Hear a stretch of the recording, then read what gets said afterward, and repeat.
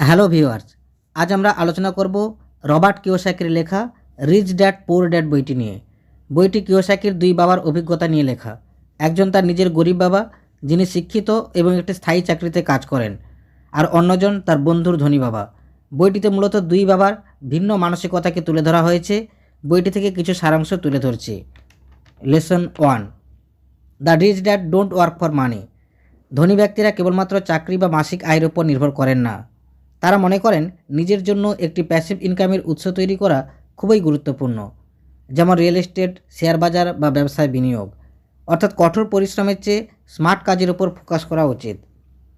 Lesson 2, why teach financial literacy. অর্থাৎ আর্থিক শিক্ষা আমাদের শেখায় কিভাবে টাকাকে সঠিকভাবে ব্যবহার করতে হয়।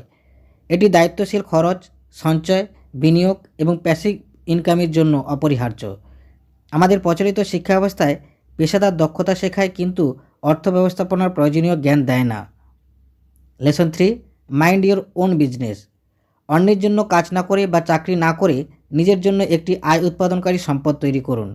এটি হতে পারে একটি ব্যবসা, বিনিয়োগ বা এমন কিছু যা ভবিষ্যতে আপনাকে আর্থিক স্বাধীনতা দেবে এবং আপনি আপনার স্বপ্ন পূরণ করতে পারবেন।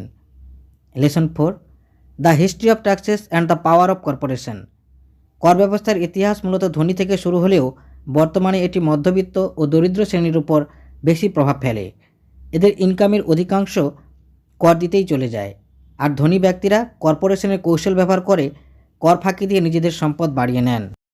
লেসন 5, দ্য রিচ ইনভেস্ট মানি।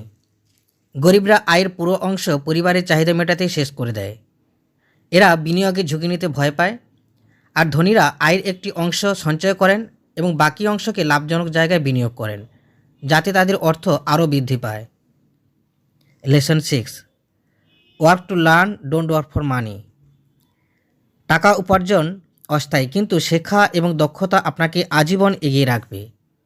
আপনি যদি সেলসম্যানের কাজ করেন, তাহলে কিভাবে পণ্য সেল করতে হয় তা শিখুন, যা ভবিষ্যতে আপনার নিজের ব্যবসার কাজে লাগবে। Lesson 7, overcoming obstacle. ধনী হওয়ার পথে সবচেয়ে বড় বাধাগুলো হলো সন্দেহ, অলসতা, বদভ্যাস এবং অহংকার। তাই প্রতিটি বাধাকে শেখার একটি ধাপ হিসেবে গ্রহণ করুন। এগুলো কাটিয়ে উঠতে পারলেই জীবনে সফল হওয়া সম্ভব। Lesson 8, getting started. এটি সাধারণত এমন একটি পর্যায় যেখানে আপনি একটি নতুন কাজ, প্রকল্প বা অভিজ্ঞতার দিকে এগিয়ে যাচ্ছেন এবং কিভাবে শুরু করবেন তা নির্ধারণ করছেন। এই অধ্যায়ের সবচেয়ে গুরুত্বপূর্ণ বিষয় হলো পে ইয়োরসেলফ ফার্স্ট, অর্থাৎ নিজেকে পে করুন, এবং এটি আপনাকে অত্যন্ত ডিসিপ্লিনের সঙ্গে করতে হবে। ধন্যবাদ। ভিডিওটি ভালো লেগে থাকলে অবশ্যই চ্যানেলটিকে সাবস্ক্রাইব করো। Thank you.